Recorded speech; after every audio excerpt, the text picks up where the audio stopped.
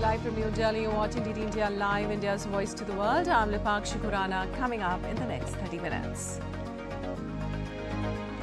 India's Defence Minister Rajnath Singh in China to attend the SCO Defence Ministers meet. Bilaterals with counterparts on the cards focus on calling for joint and consistent efforts to eliminate terrorism. US and Iran to hold nuclear talks next week. President Trump signals easing Iran oil sanctions enforcement to help put country into shape. Kennedy's US vaccine panel says it will scrutinize the childhood immunization schedule. Panel will vote on RSV therapies today. Experts met the announcement with skepticism. Delhi and Uttar Pradesh await monsoon showers while heavy rainfall being witnessed across Himachal Pradesh and Uttarakhand. Met Department issues rainfall alert for many other states.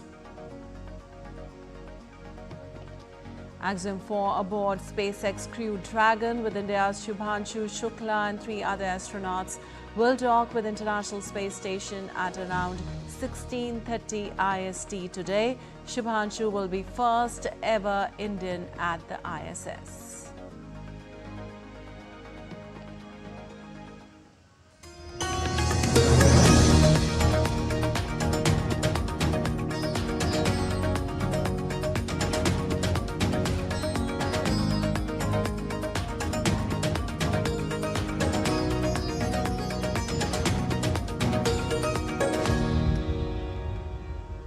On to the details now. Defence Minister Rajnath Singh is visiting China to attend the two-day Shanghai Cooperation Organization's Defence Ministers meet.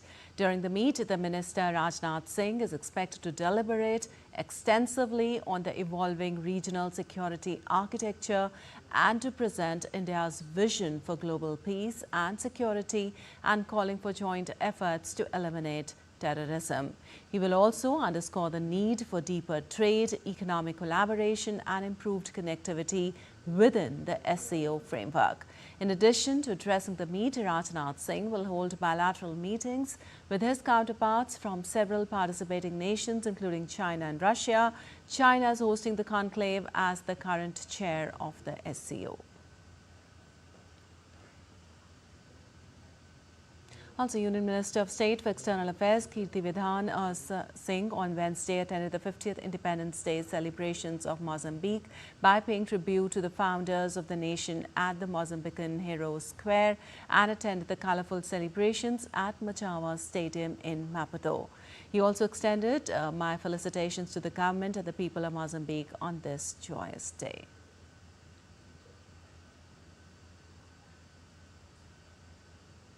Prime Minister Narendra Modi on Wednesday chaired the 48th meeting of Pragadi, the ICT or tech-enabled multi-model platform.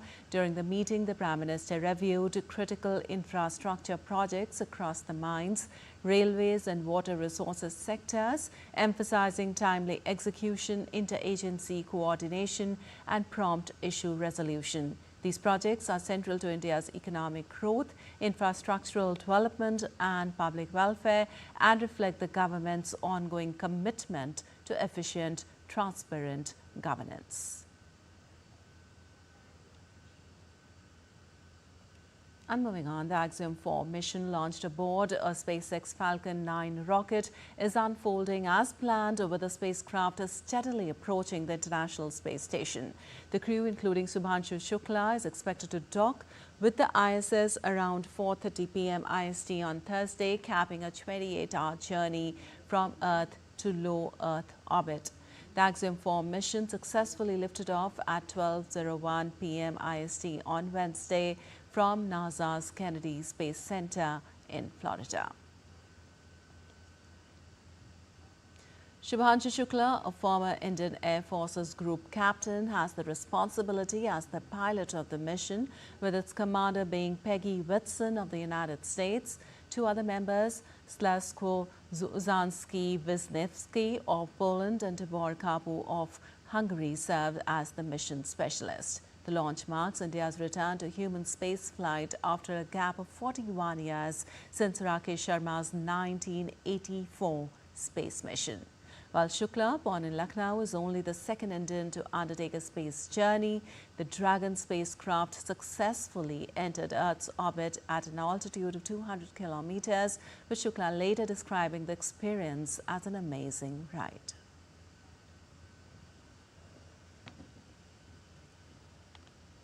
And Shubhanshu Shukla scripted history by becoming the first Indian in over 4 decades to be in space after Rakesh Sharma on Wednesday.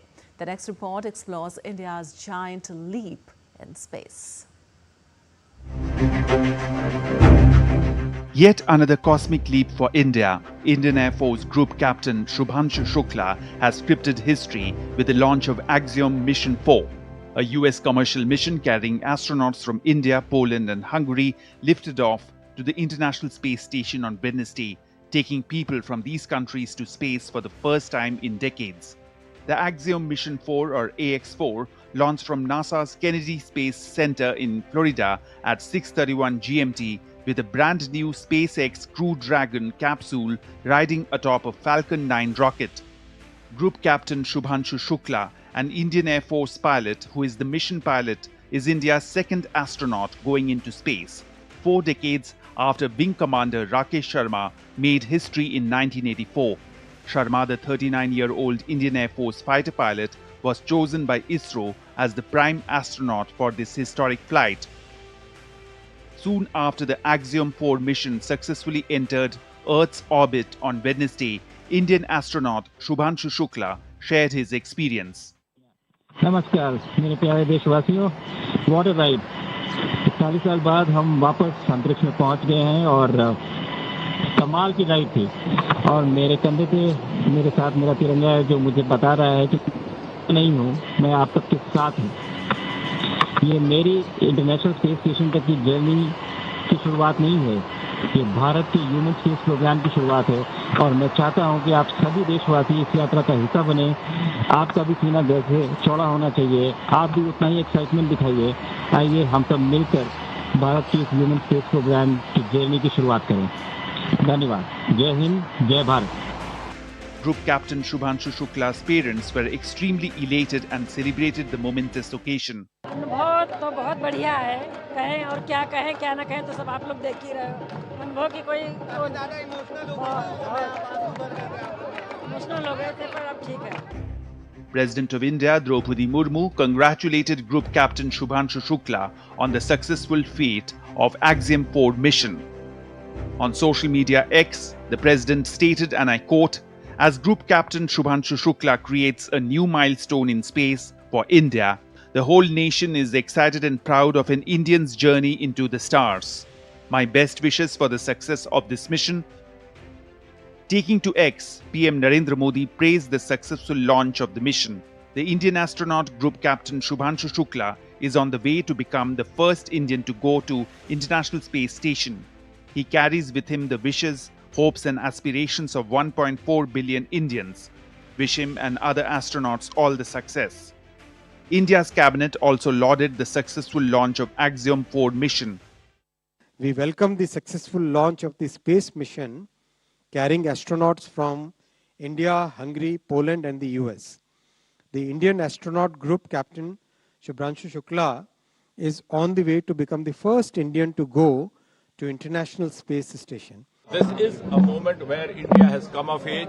India is today a frontline nation, and it is, I would say, heralds the ascent of India to that pedestal of Viksit Bharat. Once they reach the ISS on Thursday, the astronauts will spend about 2 weeks on the space station, where they will conduct microgravity research, technology demonstrations, and outreach events. Bureau Report, DD India. And moving on, the Indian Meteorological Department has predicted heavy rainfall in multiple states until June 30th as showers have continued to disrupt normal life across several states. The southwest monsoon likely to arrive in Delhi and the adjoining regions in the coming days, while light to moderate rains with thunderstorm is expected in Delhi and nearby areas. Isolated heavy rainfall is likely over Punjab, Haryana, Himachal Pradesh, Uttarakhand and Rajasthan until June 30th. The Weather Department has warned of heavy rains in many parts of western, central, eastern and southern India over the next few days. It is also alerted of heat wave in Jammu division. Parts of central, east and northeast India too will witness heavy rains for the next 7 days. And now let's take a look at other stories making news today. In a major crackdown on wildlife trafficking, forest officials in the Indian city of Hyderabad have apprehended a state-level gang involved in the illegal transport of elephant ivory. Officials seized 6.52 kilograms of ivory valued at approximately 3 crore rupees in the international market. The accused have been booked under the provisions of the Wildlife Protection Act 1972.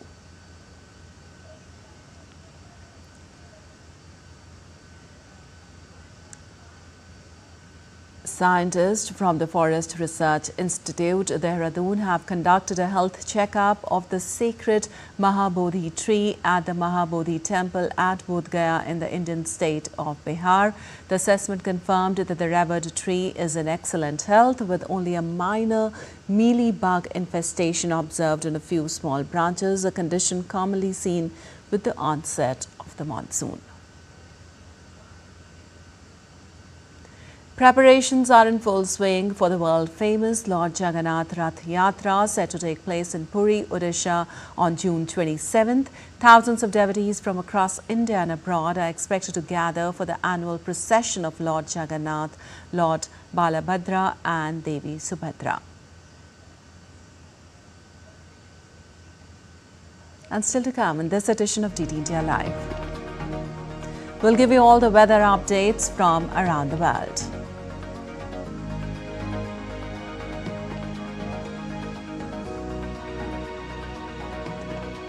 Judge sides with Meta as it wins copyright lawsuit over use of books to train AI system Llama. And Rajasthan to host 5th Khelo India University Games in November 2025 will welcome over 4,000 athletes.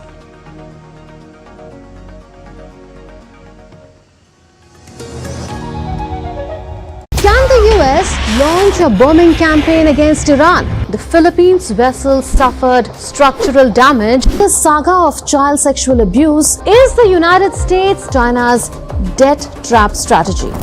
Truth is stranger than fiction. But sometimes hard to uncover.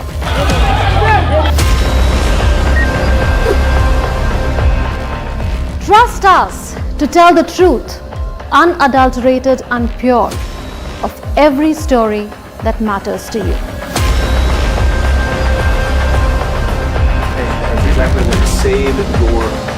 You read between the lines, cut the clutter and connect the dots to get you the full picture. Watch Connecting the Dots at these times with me, only on DD.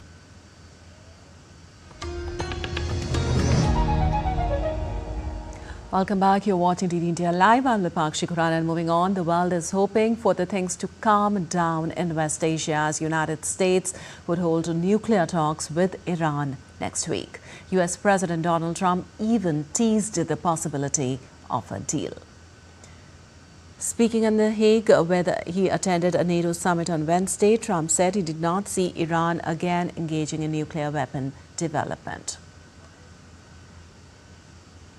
He said US would likely seek a commitment from Iran to end its nuclear ambitions at talks, and credited US strikes on Iran with bringing a swift end to the conflict between Israel and Tehran. Tehran has for decades denied accusations by Western leaders that it is seeking nuclear arms. Trump said he was confident Tehran would pursue a diplomatic path towards reconciliation.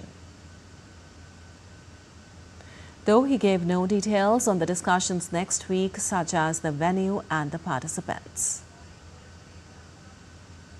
We're going to talk to them next week with Iran. We may sign an agreement. I don't know. To me, I don't think it's that necessary. I mean, they had a war, they fought. Now they're going back to their world. I don't care if I have an agreement or not. Well, in both Iran and Israel, residents expressed relief at the end of the fighting, but also apprehension. And Trump administration hit back at accounts that Iran may have moved enriched uranium before U.S. bombing as a rogue view on how much the strike set back Tehran's nuclear program. Trump has lashed out angrily at the media accounts of a classified report that doubted the extent of damage to Iranian nuclear sites. Another key question raised by experts is whether Iran, preparing for the strike, moved out some 400 kilograms of enriched uranium, which could now be hidden elsewhere in the vast country. Also, the uranium in question is enriched to 60% above levels for civilian usage, but still below weapons grade. The U.S. military said it dropped 14 GBU, 57 bunker buster bombs, powerful 13,600 kilogram weapons on 3 Iranian nuclear sites. Well, Trump has repeatedly said that the attack obliterated Iran's nuclear facilities, including the key site of Fordo buried inside a mountain. Iranian Foreign Ministry spokesman Ismail Baqir, in an interview with Al Jazeera, said that its nuclear facilities were badly damaged. Yes, our nuclear installations have been badly damaged. That's for sure, because it has come under repeated attacks by Israeli and American aggressors. And in a first, U.S. President Donald Trump called for Israel to pardon Prime Minister Benjamin Netanyahu or cancel his trial on corruption charges. Trump extolled Netanyahu in a social media post that appeared to be a reference to U.S. involvement and support for Israeli strikes on Iran's nuclear program. It was unclear if Trump meant the U.S. could do anything to aid Netanyahu in his legal battle. Israeli media have reported that cross-examination of Netanyahu began on June 3rd in a Tel Aviv court and was expected to take about a year to complete. Netanyahu was indicted in 2019 in Israel on charges of bribery, fraud and breach of trust, all of which Netanyahu denies. The trial began in 2020 and involves 3 criminal cases. He has pleaded not guilty. Well, a medical panel appointed by U.S. Health Secretary Robert F. Kennedy Jr. held its first meeting on Wednesday, pledging to revisit the childhood vaccine schedule and promoting themes long embraced by anti-vaccine activists. The Advisory Committee on Immunization Practices, an independent group that reviews the scientific evidence to determine who should receive vaccines and when, rarely draws headlines. The panel's first major test comes on Thursday when it votes on whether to recommend a newly approved antibody shot against RSV or respiratory syncytial virus for infants whose mothers did not receive an RSV vaccine during the pregnancy. Well, Sean Diddy Combs' high-profile federal sex trafficking and racketeering trial is nearing its conclusion, with closing arguments set for Thursday. On Wednesday, prosecutors, as per multiple reports, announced that they would not pursue several previously included allegations. The charges were part of the broader racketeering case against Combs, who has pleaded not guilty to all counts. If convicted on all 5 counts, Combs faces a mandatory 15-year prison sentence and could face life beyond bars. Defendants in U.S. criminal cases are not required to present evidence, and judges instruct juries not to hold a refusal to testify against defendants. To win a guilty verdict, prosecutors must prove their cases beyond a reasonable doubt. Well, Ecuador's the most wanted man and leader of the Los Chorros gang, Jose Adolfo Macias, known as Fito, was captured on Wednesday. Fito has been recaptured over a year after he escaped from the prison, triggering a wave of violence. Ecuadorian President Daniel Noboa wrote on X that they have done their part to proceed with Fito's extradition to the United States, now awaiting for their response. Fito escaped custody in Ecuador in early 2024 and American prosecutors charged him in absentia with 7 counts of cocaine distribution, conspiracy and firearms-related crimes, including weapon smuggling. At the time of his escape, Macias Villamar was also considered a suspect in ordering the assassination of presidential candidate Fernando Villavicencio, who was shot in Quito in August 2023. U.S. prosecutors claim his gang worked with Mexico's Sinaloa cartel to control key drug trafficking routes between South America and the United States. Ecuador's government had offered a $1 million reward for information leading to his capture.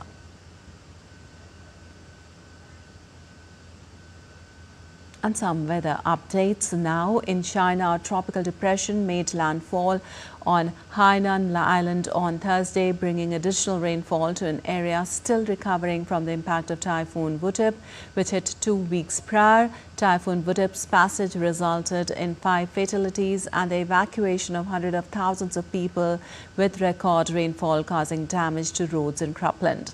China faces growing threats from extreme storms and severe flooding linked to climate change, which can overwhelm outdated flood defenses, displace millions, and cause massive economic losses. Paris is also hit by heavy rainfall and flash flooding as a violent storm broke out. According to Meteo France, 57 of the country's departments are under orange vigilance for thunderstorms on the 7th day of an early national heat wave in which the 40-degree centigrade mark has once again been passed.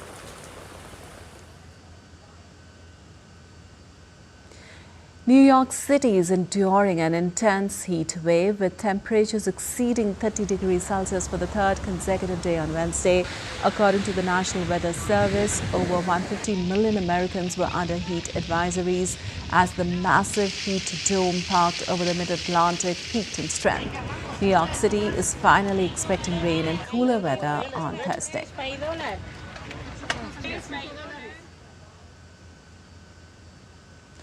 While in Colombia, at least 11 people have died in a landslide in a municipality of Bello near Medellin a day after heavy rains unleashed the wall of mud and debris on crowded neighborhoods and buried some dozen homes. Emergency workers continue with search and rescue efforts using dogs, drones and other tools.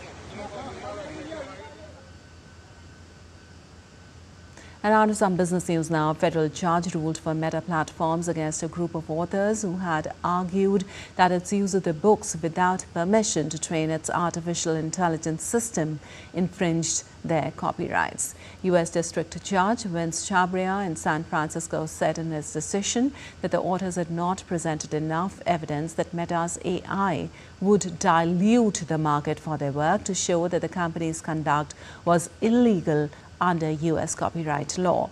A Meta spokesman said the company appreciated the decision and called fair use a vital legal framework for building transformative AI technology. The authors sued Meta in 2023, arguing the company misused pirated versions of their books to train its AI system Llama without permission or compensation.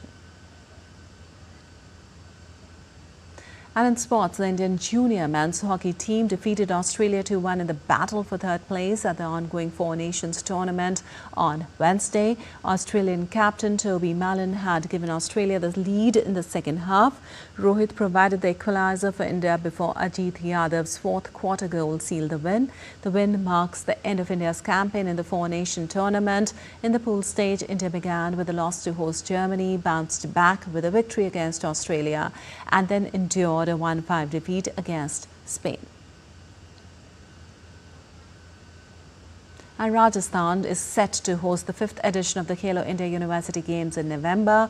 The Purnima University and Rajasthan University will jointly host the Khelo India University Games 2025 in Jaipur. More than 4,000 athletes from more than 200 universities are expected to participate in the multi-sport games. Like previous editions, there will be at least 20 disciplines, On the Khelo India University Games program, Chandigarh University had won the team championships at the 2024 edition, which was co-hosted by Assam, Arunachal Pradesh, Meghalaya, Mizoram, Sikkim, Nagaland and Tripura. Well, that's all for this edition of DD India Live. But let us know your thoughts on the news of the day. For those on the go, you can get all the latest news and updates from India across the world on the DD India mobile app. The app is available on both Android and iOS platforms. Scan the QR code on the screen to download now. Well, we'll be back with more news as it breaks here on DD India. I'm Nipakshi Kurana from all of us here in Delhi. Thanks for watching DD India Live.